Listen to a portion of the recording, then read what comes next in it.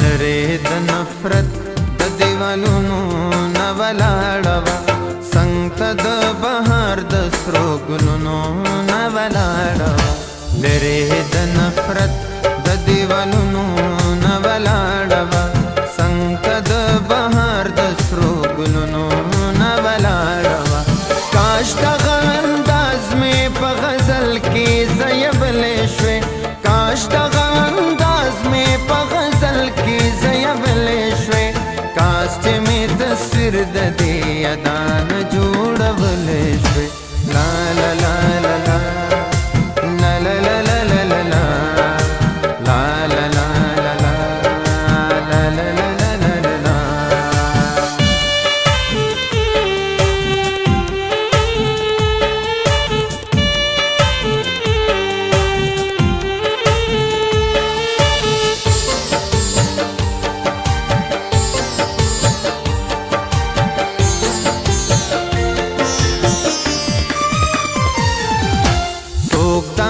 پزان د عینې غونتی حیران دا څوک دا چې ګلونه پې ورېږي په نشانه دا څوک دا چې پزان د عینې غونتی حیران دا څوک دا چې ګلونه پې ورېږي په نشانه دا څوک دا چې د بت هسې ګونګې سونګې ولاړه ده څوک ده چې د ورک فکر په بام سپوږمۍ ولاړه ده کاش دغه انداز مې په غزل کې زیبلې شوې کاش دغه انداز مې په غزل کې زیبلې شوې کاش چې مې تصویر د دې ادا نه جوړولې شوې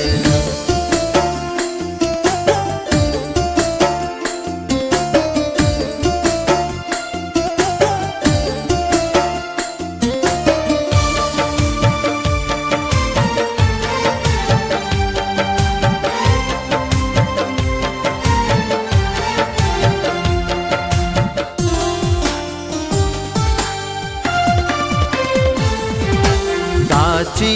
په پټه خوله کوله د زړګي کیسه دا چې و په خپله ټوله ټاله د سپرلي کیسه دا چې په پټه خوله کوله د زړګي کیسه دا چې و په خپله ټوله ټاله د سپرلي کیسه دا لکه د ګل د بیابان تنها ولاړه وه دا به خدای خبر په انتظار د چا ولاړه وه کاش دغه انداز مې په غزل کې زیبلې شوې کاش دغه انداز مې په غزل کې زیبلې شوې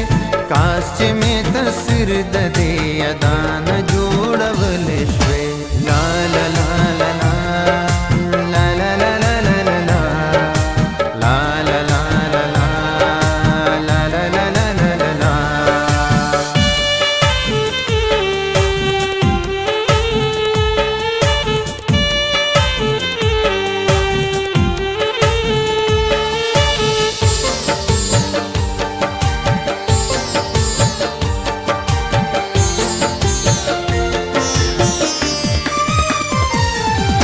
یا سائل پټیه په نظر کې تندرونه دي شونډک پرانځي قیامتونه دي یا سائل پټیه په نظر کې تندرونه دي شونډک پرانځي قیامتونه دي خاندي د خورو زلفو ګېډې په سر ولاړه ده پیغله دا د وسند لمبو په غر ولاړه ده کاش دغه انداز مې په غزل کې زیبلې شوې کاش دغه انداز مې په غزل کې زیبلې شوې کاش چې مې تصویر د دې ادا نه جوړولې شوې لرې د نفرت د دیوالونو نه ولاړه وه څنګ ته د بهار د سرو ګلونو نه ولاړه وه کاش دغه انداز مې په غزل کې زیبلې شوې